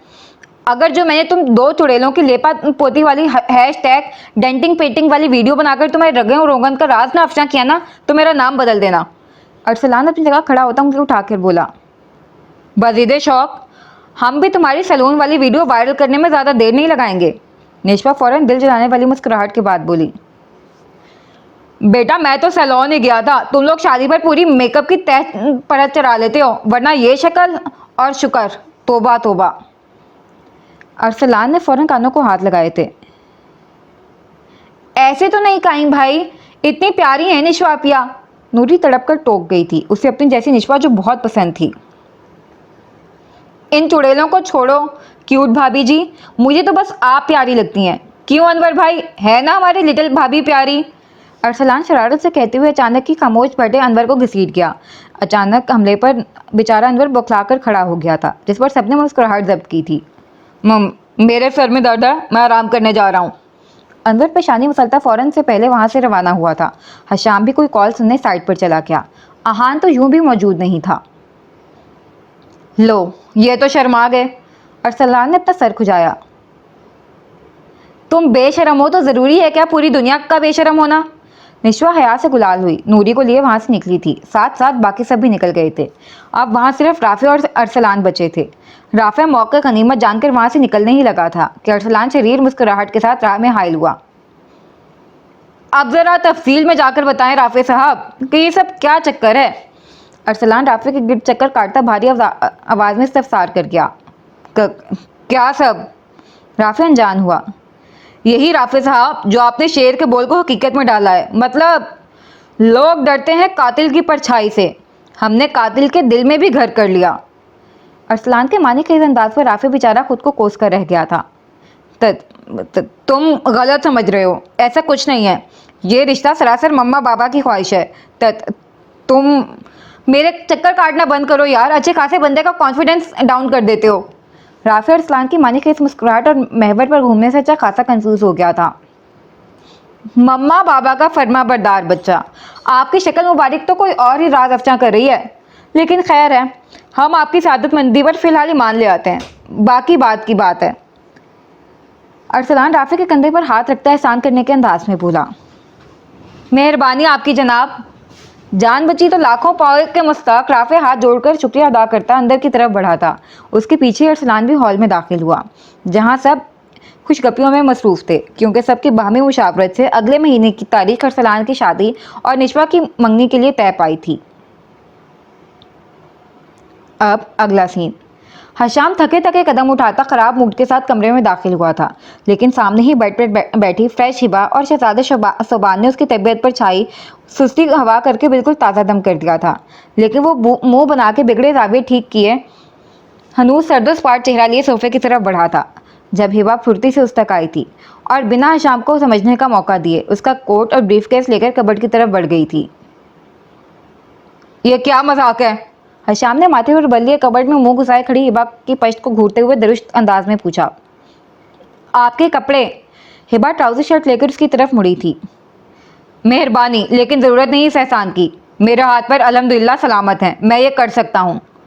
हशाम गुलाबी दुपट्टे के हाले में मुकीद मनमोहने चेहरे पर फिसल रही नज़रों को मलामत कर उखड़ अंदाज में बोला, साथ खुद वार्डरोब की तरफ बढ़ गया था। मिस्टर हशाम, क्या हो गया, मैंने निकाल दिया है ना। हिबा उसके लहजे पर रूहानसी हुई। कितनी मुश्किल से ये हल निकाला था, लेकिन वो इस पर भी रजामंद नहीं था। कुछ नहीं हुआ, मैं अपने काम खुद कर सकता हूँ, मुझे किसी की नवाजिशों की ना ज़रूरत है ना ही आदत लगानी है। हशाम कहने के साथ वॉशरूम में बंद हुआ था। अगर 2 सेकंड वहाँ रुककर डॉक्टर के आंसुओं से भरे नैन कटोरों में झांक लेता तो सारी नाराज़गी की झांक की तरह बैठ जानी थी, लेकिन अभी उसे उस जालिम डॉक्टर को सबक सिखाना था। दिल के बिलबिलाने पर कान धरता तो डॉक्टर को शय मिल जानी थी। किन लफ्ज़ों में करूं बयां अहमियत तेरी कि बिन तेरे हम अक्सर नामुकम्मल रहते हैं। बंद दरवाजे को देखते हुए हशाम की बेरुखी पर 2 आंसू टूटकर दुपट्टे में जज्ब हुए थे। वो जिद पर अड़ी रूबरू आज हशाम के बदले रवैये और अपने कोताहियों का हिसाब देने वहीं खड़ी थी। 10 से 15 मिनट के सब्र आजमा इंतजार के बाद हशाम बाल रगड़ता वॉशरूम से बरामद हुआ। हिबा को मुकम्मल नज़रअंदाज करता ड्रेसिंग मिरर के मुकाबले जा खड़ा हुआ था। ये और बात थी कि ध्यान के तमाम तर धागे उसी वजूद से उलझे थे जो छोटे छोटे कदम उठाते उसकी पश्त पर आ खड़ी हुई थी। मिस्टर हशाम, क्यों कर रहे हैं आप ऐसा? मैंने कुछ जानबूझकर नहीं किया। मानती हूँ आपको और हमारे दरमियान मौजूद रिश्ते को मैंने कभी संजीदगी से नहीं लिया। बहुत सी कोताहियाँ सरजद हुई हैं मुझसे जिसमें मैं शर्मिंदा हूँ। आपका दिल भी कई बार दुखाया है, उस पर भी पशेमान हूँ। लेकिन इस तरह का रवैया अपनाकर आप मेरे गुज़श्ता रवैयों का एहतसाब कर रहे हैं क्या? हिबा सूरज से आंसू पोंछती सरापा सवाल बनी। हशाम उसके भीगे लहजे पर लब भींचकर रुख मोड़े खड़ा था। मुकाबिल को हनूस बेनियाज देख हिबा दिल बर्दाश्ता होती वजाहत देने लगी। उस दिन अस्पताल से निकलते हुए मैं हमारे दरमियान मौजूद सारी कशीदगियाँ ख़त्म करने के लिए मॉल गई थी। सोचा था बिल्कुल आपके स्टाइल में अपनी कोताहियों का मदावा करूंगी, लेकिन अचानक मुझे आशानी से कॉल आ गई कि वहाँ की सीनियर मैडम हॉस्पिटलाइज हैं और मुझसे ज़रूरी बात करना चाहती हैं। मैं जब तक आशानिया में थी मदर ने मुझे बहुत सपोर्ट किया था। उनके नासाज तबीयत का सुन मैं बेचैन हो गई थी, लेकिन मदर के इंकशाफ ने तो मेरी दुनिया ही उलट दी थी। उनका कहना था मैं एक गुंडे की बेटी हूँ। 3 दिन की हिबा को मेरी मरती हुई मानू ने सौंपते हुए कसम दी थी कि वो कभी भी मुझ पर इस हकीकत को आश्कार ना होने दें, वरना मेरा जीना दोभर हो जाएगा। अब बताएं, अपनी ज़ात से जुड़ी इतने भयानक इंकशाफ के बाद क्या मेरा वो सब कहना गलत था? वो भी उस सूरत जब मेरे नाम निहाद बाप की वजह से आपकी फैमिली ने इतना कुछ बर्दाश्त किया। अनवर भाई की तो लाइफ ही स्पॉइल हो गई। हिबा के दर्द से लबरेज लफ्ज़ों पर हशाम मजीद कठोरपन का ये भूंडा नाटक जारी नहीं रख पाया था। तभी रुख मोड़कर उसे खुद से लिपटा गया और मेहरबान का मसीहा कंधा दस्तयाब होते ही हिबा अपने अंदर का जमा गुबार निकालने लगी। हशाम बिल्कुल खामोश खड़ा, आज आखिरी बार उसे आंसू बहाने की इजाज़त दे रहा था। डॉक्टर, आपकी रगों में किसका खून दौड़ता है? इससे ना मुझे फ़र्क पड़ता है ना मेरी फैमिली को। आप बस इतना याद रखें कि आप मेरे वजूद से बनी हैं, मेरे वजूद का हिस्सा हैं। इसलिए मैं चाहता हूँ कि आइंदा कभी इस कहानी को दोबारा ना दोहराएं आप। हशाम उसे खुद से अलग करता नरमी से आंसू साफ करके हुक्मी अंदाज में बोला। अब आप मुझसे नाराज़ तो नहीं? हिबा के नरम लबो लहजे हशाम के नरम लबो लहजे पर हिबा ने झट काम की बात की थी। उसके चालाकी पर हशाम ने ज़बरदस्त घुड़ी दाटते हुए उसे मुकम्मल आज़ाद किया था। जी नहीं, आपकी बात से मैं वाकई हर्ट हुआ हूँ। ये सारी बातें अपनी जगह, नाराज़गी अपनी जगह। हशाम वापस बेरुखी के कॉल में सिमट गया था जिस पर हिबा की परेशानी ऊद आई थी। मिस्टर हशाम, मैं सॉरी कर रही हूँ ना? हिबा मिनमिनाई। इतना तो इख्तियार दे मुझे कि मैं तेरा एतबार बन जाऊं। आपको सॉरी करने की ज़रूरत नहीं है डॉक्टर, क्योंकि मैं आपको शर्मिंदा करना ही नहीं चाहता। मैं बस आपको समझाना चाहता हूं। अब हमारा रिश्ता एक ऐसे मकाम पर खड़ा है जहां पेशकदमी आपको करनी है। मैं अपनी मंशा पर ज़बरदस्ती इस रिश्ते को यहाँ तक तो घसीट लाया हूँ, लेकिन यहाँ से आगे ज़बरदस्ती नहीं, दिली रजामंदी ज़रूरी है। अब जो भी होगा आपकी दिली रजामंदी से होगा, क्योंकि रिश्ते ज़ोर ज़बरदस्ती से नहीं निभाए जाते, दिल से मोहब्बत से निभाए जाते हैं। हमारे मुस्तकबिल का सफ़र हमें एक दूसरे के हमरा तय करना है। आप वक्त लेकर सोच लें, और अरसलान लोगों की शादी तक का वक्त है आपके पास। हशाम ने ठहर ठहर के लफ्ज़ों को तोलते हुए बात मुकम्मल की थी और इसके लफ्ज़ों में मायने समझ हिबा के दिल की धड़कन मुंतशिर हुई थी। मैं शहजादे को लेकर बाहर जा रहा हूँ, आप इजी हो जाएं, रिलैक्स होकर सोचें। इस दौरान मैं आपको बिल्कुल भी परेशान नहीं करूँगा। हशाम एक नरम नज़र हिबा के झुके सर पर डालता सुबान को लेकर निकल गया था। हिबा की बातों से बेशक दिल दुखा था, लेकिन खुद को हिबा की जगह रखकर सोचने पर उसे हिबा का रद्द-ए-अमल अपनी जगह बिल्कुल दुरुस्त लगा था। तभी वो हिबा को मखसूस वक्त देकर वहाँ से निकल गया था। अल्लाह! हिबा 420 की रफ्तार से धड़क रहे दिल को थामते सोफे पर ढह गई थी, जिसकी शौक नजरें हिबा की हथेलियां नम कर जाती थीं। उसके साथ मुस्तकबिल का सफ़र तसव्वुर करके कान के लौ तक सुर्ख होती झरझरी लेकर वहाँ से उठ गई थी। अब अगला सीन। जैसे जैसे शादी के दिन करीब आ रहे थे, अली विला में रंगो महफिल का खूबसूरत समा बनता जा रहा था। कुछ करीबी रिश्तेदारों ने हफ्ता पहले शिरकत करके घर की रौनक में 4 चांद लगा दिए थे। शादी के दिन करीब आ रहे थे और हर गुजरते दिन के साथ शादी की तैयारियां और जोर पकड़ रही थीं। ख़वातीन के तकरीबन रोज़ ही बाजार के चक्कर लग रहे थे, जिनके साथ लड़कियां भी जा रही थीं। परवाज़ को नूर बानो कुछ दिन साथ रखने के घर से मीरपुर ले गई थी। इसे अब माइयों के फंक्शन के पहले ही आना था। नूरी यही थी, इसकी तो यूं भी पढ़ाई के नाम से जान जाती थी, इसलिए तकरीबन रोज़ किसी न किसी के साथ शॉपिंग पर निकल रही थी। आज भी तहसीन बेगम और शमीम बेगम के हमरा नूरी और दीबा सुबह के निकले शाम ढले लौटे थे। थकन से बुरा हाल था। ठंडा गरम लेकर सब शॉपिंग फैलाकर वहीं हॉल में कालीन पर बैठ गए थे। डॉक्टर बाजी, मेरा वाला लहंगा देखे ना, कितना प्यारा है। नूरी सारे कपड़े हटाकर अपना light pink and sky blue इम्तिजाज का लहंगा खुशी से हिबा के सामने फैलाकर अब तायद की मुंतजिर सबको देख रही थी। बहुत प्यारा है और तुम पर भी बहुत प्यारा लगेगा। हिबा उसका गाल छूकर बोली। पता है, मैंने बस एक नज़र में पसंद कर लिया था। नूरी दुपट्टा खुद पर फैलाती मजीद चहकी। जब 3 दिन बाद होने वाली माइयों के फंक्शन के इंतजामात देख अनवर वहीं चला आया था। आप पिछले 1.5 हफ्ते से मुसलसल अपने कॉलेज से गैर हाजिर हैं, जान सकता हूँ क्यों? उस दिन की तल्ख कलामी के बाद आज अनवर ने बराह रास्त माथे पर बल सजाए नूरी को मुखातिब किया था, जिस पर बेचारी का मुंह बन गया था। आपके कॉलेज से फ़ोन आया था, कल आप सुबह 9 बजे मुझे तैयार जीप के पास नजर आएँ। उसे मुंह बसूरता देख अनवर ने सर्द आवाज़ में हुक्म सादिर किया, जिस पर नूरी ने मस्कीन शक्ल बनाकर मदद तलब नज़रों से अपने इर्द गिर्द मुस्कुराहट जब्त करे अपने हिमायतियों को देखा। इन्हें देखने का कोई फ़ायदा नहीं, क्योंकि पढ़ाई के मामले में मैं आपको किसी भी किस्म की राय देने के हक में बिल्कुल नहीं हूँ और ना ही किसी और को इसकी इजाज़त दूंगा। अनवर उस ड्रामा क्वीन की क्यूट सी शक्ल से ज़रा मुतासिर नहीं हुआ था। लेकिन परसों तो माइयों है, मैं कॉलेज जाती अच्छी लगूंगी। मुकाबिल के रोब और मसीहाओं की खामोशी पर नूरी ने खुद ही दब्बों सा एहतजाज बुलंद किया था, जिस पर अनवर ने आंखें सिकुड़ी थीं। माइयों की तकरीब रात में होने वाली है और जहाँ तक मुझे इल्म है दुल्हन या तकरीब की जिम्मेदार आप नहीं हैं, तो ऐसा कोई मसला नहीं है। अनवर उसका जवाब चुटकियों में उड़ाता तंज कर गया, लेकिन इश्फा के होते हुए खुद अपने लफ्ज़ों में फंस गया था। आप चाहें तो दुल्हन ये भी हो सकती है अनवर भाई, इसमें भी कोई मसला या मुज़ाहिका नहीं है। निष्फा लब दांतों तले दबाकर मासूमियत से आंखें पटपटाकर बोली। ये पहले अपनी उम्र की हो जाएं, यही बहुत है। अनवर सुबान को जुबान चढ़ा रही नूरी को मुतासिर नजरों से देखता आगे बढ़ गया। और हाँ, अगर कल आप मुझे तैयार नहीं मिली तो जिस हालत में रहेंगी वैसे ही ले जाऊंगा। फिर जिस हाई कोर्ट में मेरा मुकदमा लेकर जाना है शौक से जाए, क्योंकि कॉलेज तो कल आप हर हाल में जा रही हैं। अनवर ने पलटकर धमकाया था। खड़ूस, अड़ियल, सड़ू आदमी, हर वक्त रोब डालता रहता है। नूरी अनवर की चौड़ी पश देख घूरती बुरे बुरे मुंह बनाने के साथ मुहज़्ज़िब अलकाबात से भी नवाज गई थी और बेध्यानी में उसकी बुलंद सरगोशी से सबके कान फैज़याब हुए थे, जिस पर हॉल में जिंदगी से कहकों का तूफान उमड़ आया था। सॉरी आंटी, लेकिन आपने देखा ना कैसे रोब डाल कर गए हैं। आप ही बताएं, जिसके घर शादी हो वो कॉलेज जाता है क्या? अजीब मंतक है इनकी। असल तो इन्हें बस धौंस जमाकर लोगों को डराना होता है। नूरी तहसीन बेगम से माजरत करके अपने ख्यालात का इजहार करने लगी। बेटा, लेकिन पढ़ाई तो ज़रूरी है ना। आप फिर इतने दिन से गैर हाजिर हैं। कोई नहीं, 2 दिन जाएं, माइयों वाले दिन नहीं जाइएगा। तहसीन बेगम उसका सूजा मुंह देखकर पिचकारते हुए बोली। हिबा, आप कब जा रही हैं शॉपिंग के लिए? अचानक तंजीला बेगम ने हिबा को मुखातिब किया। जी, माइयों वाला तो दीवा लोग ले आए हैं, मैं किसी दिन जाकर वलीमे का जोड़ा ले आऊँगी। यूँ भी उसकी ज़रूरत है नहीं, शादी के कई जोड़े हैं मेरे पास।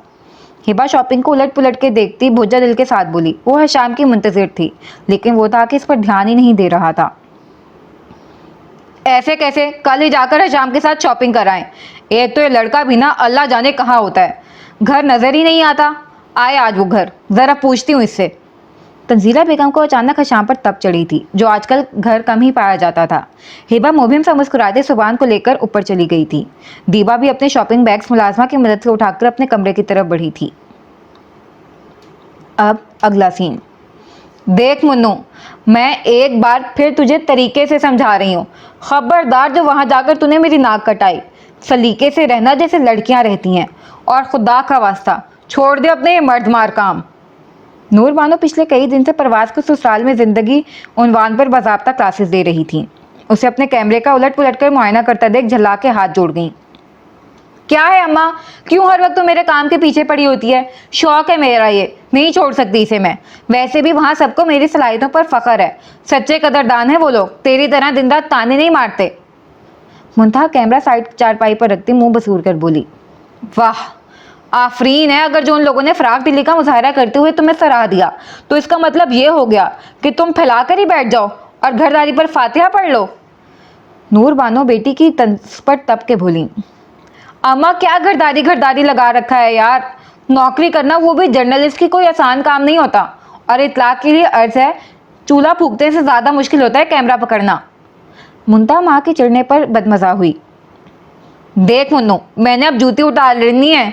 लड़की को लड़की बनकर रहना चाहिए, इसलिए जो जो मैंने सिखाया है उस पर सख्ती से अमल आवरी भी करनी है तूने। ये नहीं कि नौकर है तो निकल गए घर से इस मुँह कैमरे को गले में लटकाए मटर गश्त करने। नूर बानो उसकी बेदागी पर मजीद सिखपा हुई थी। अम्मा ना कर यार, नहीं मैं तुझे कोई भोर लड़की नजर आती हूँ जो 2 हफ्ते में एक रट्टा रट्टा सबक सिखा रही है। मुंतहा भी जिद हुई थी। बेटा समझने की ज़रूरत ही नहीं है, क्योंकि माशाल्लाह से मैं बहुत अच्छे से वाकिफ़ हूँ कि मेरी बेटी आला दर्जे की फुअड़ है। नूर बानो बिना लिहाज किए बोली। तो ठीक है, फिर ऐसा कर, तू अपने 14 निकात लिखवा ले मुझसे। मैं रोज़ सुबह उसके रट्टे लगाऊंगी ताकि तेरी लंबी नाक की लंबाई में कोई कमी ना आए। हद है माँ, होकर भिगो भिगो कर मार रही हैं, बंदा कोई लिहाज ही कर लेता है। शादी होने वाली है मेरी। मुंतहा इतनी इज्जत अफजाई पर बिलबिलाती अपनी जगह उठ खड़ी हुई थी।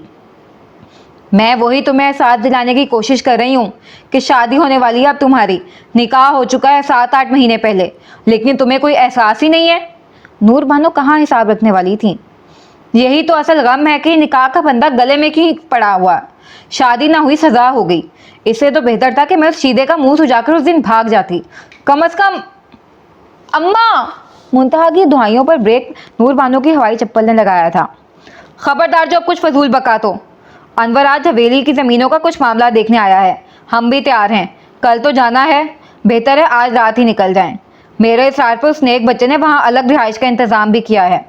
अब अच्छा थोड़ी लगता है कि शादी का कुल खर्चा भी वो लोग उठाएं और हम भी उन्हीं पर जाके मुसल्लत हो जाएं। नूर बानो ने कमर से हिला रही मुंतहा को तफसील से आगाह किया। सब नेक है अम्मा तेरी नज़र में, बस एक तेरी औलाद ही इब्लीस की शागिर्द है।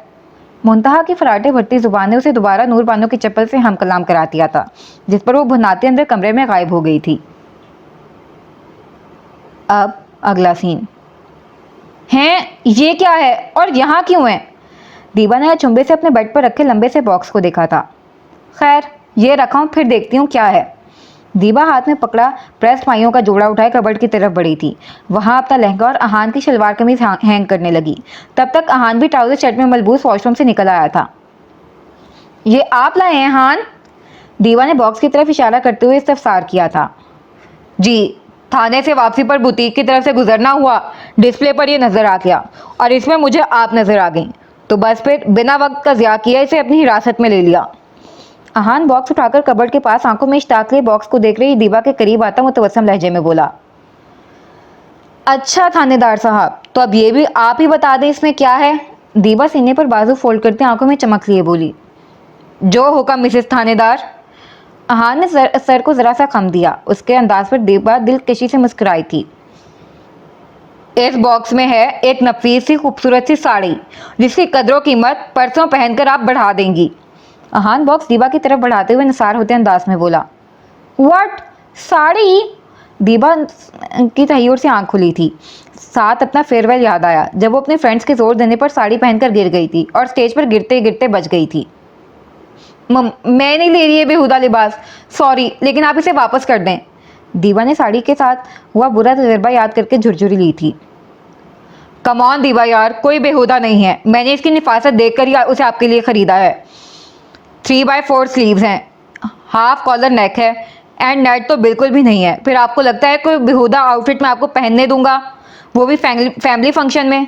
कम ऑन यार, आप मेरी इज्जत हैं, इज्जत को हम इस तरह थाली में नहीं सजाते। अहान दीबा के साफ इनकार पर कायल करने के घर से वजाहत देने लगा था। हाँ ऐसी कोई बात नहीं है, मेरे कहने का मतलब है मुझसे नहीं संभलेगी। आप समझे ना, बताया था ना फेयर वाले दिन स्टेज पर गिरते गिरते बचत हो गई थी।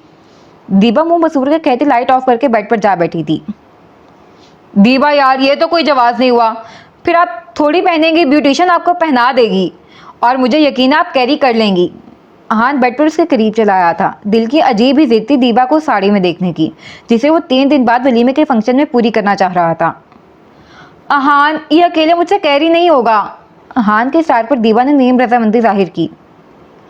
अब मैं ये तो नहीं कह सकता कि हान की जान, अपनी ख्वाहिश के लिए पूरे फंक्शन में आपको उठाए उठाए घूमूंगा।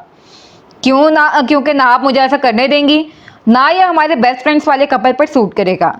ये रोमांटिक कपल्स के चोंचले होते हैं और हमारी तरफ तो। बात अधूरी छोड़ते हुए अहान ने ठंडी सांस फंसा के सपोर्ट की थी। उसकी माँ ने तेज नजरों से दीबा बेचारी बुरी तरह नर्वस हुई थी।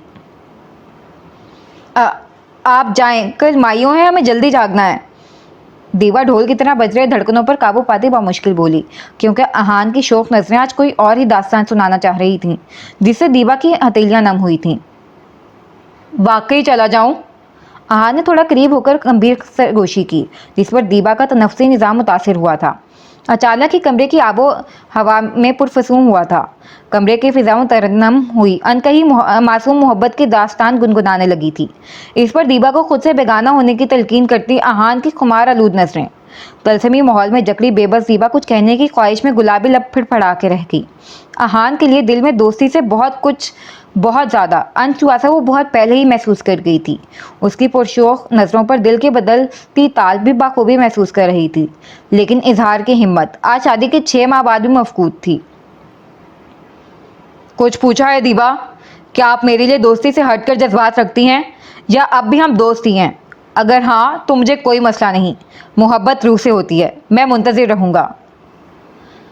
लफ्ज़ों में इजहार के ख्वाहिशमंद अहान ने बड़ी सफाई से आरिस पर सजदा रेज घनी पलकों की फड़फड़ाती पंखड़ी जैसी गुलाबी लबों की, गुलाल रुखसार और बेदाग पेशानी पर सजे नन्ही शबनवी बूंदों के इजहार को नज़रअंदाज किया था। आराम करें आप, अहान संजीदगी से कहता उठने लगा, जब दीबा ने बेसाख्ता अहान का बाजू थामा था। हान, ऐसा नहीं है।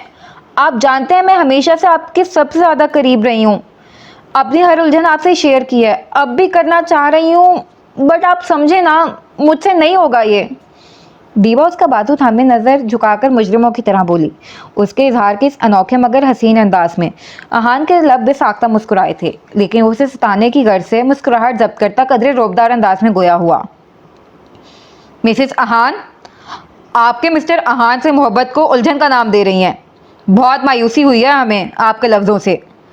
अगर दीबा का सर झुका ना होता तो वो अहान की शरारती आंखें ज़रूर पढ़ लेती, लेकिन अभी तो अहान के उल्टा मंतक पर जान बनाई थी। ऐसा नहीं है हान, मैंने ऐसा तो बिल्कुल नहीं कहा। दीबा उसकी नाराज़गी के जानलेवा तस्वुर के ज़ेरे असर उसका बाजू छोड़ कमर के गिर्द बाजुओं का मजबूत हिसार बांध गई थी, जिस पर अहान भी बेखुद होता उसके गिर्द अपनी गिरफ्त मजबूत से मजबूत तर कर गया था। हमारी मोहब्बत हमारी दोस्ती से ही जानी जाएगी। उसके पेशानी पर लब रखता बेड पर उसके पहलू में दराज हो गया था और बड़ी नरमी से दीबा की बेदाग अर्क-आलूद पेशानी पर मोहब्बत और अकीदत की मोहर सब्त करता, जज्बात से चूर आवाज़ में मीठी सरगोशी करता, दीबा को अपने नसीब पर रश्क करने पर मजबूर कर रहा था। ये रिश्ता हमारी दोस्ती की देन है, और हमारी दोस्ती हमारे एतबार की मरहून मिन्नत है, और इस एतबार की डोर को हम हमेशा अपने दरमियान बांधे रखेंगे। शुक्रिया दीबा, मेरी ज़िंदगी में आने के लिए, मुझे मुकम्मल करने के लिए, मेरी मोहब्बत कबूल करके मुझे मोतबर करने के लिए। अहान अली हमेशा दीबा अली का बेहतरीन दोस्त रहेगा, बेस्ट बडी, क्योंकि हमारे खूबसूरत रिश्ते की पहचान ही हमारी ये बॉन्डिंग है। अहान के अहदो पैमा पर दीवा बड़ी खामोशी से उसके लफ्ज़ों के सहर में जकड़ रही थी। चांद की गैर मौजूदगी में उदास टिमटिमाते तारे के बावजूद अंधेरों में डूबी रात उनके खूबसूरत मिलन के दीप की रोशनी पर सरशार होकर शहर की तलाश के सफ़र पर रवाना होते हुए उन्हें ढेरों दुआएं दे गई थी, और वो दोनों एक दूसरे के संग एक दूसरे में गुम मुतमिन थे। उनकी मोहब्बत अनोखी थी, उनका इजहार भी अनोखा ही हुआ था, और मोहब्बत की तकमील का अंदाज भी अनछुआ ही था। मेरे हम सफ़र तू यकीन कर, मुझे मांगना तो ना आ सका, मैंने फिर भी मांगी यही दुआ कि गवाही देगा मेरा खुदा, मैंने जब भी उससे तलब किया नहीं मांगा कुछ भी तेरे सिवा। आज का पार्ट यहीं पर ख़त्म होता है। काइंडली मेरे चैनल को सब्सक्राइब करें और मेरी वीडियोस को लाइक और कमेंट करना मत भूलिए। शुक्रिया। अल्लाह हाफ़िज़।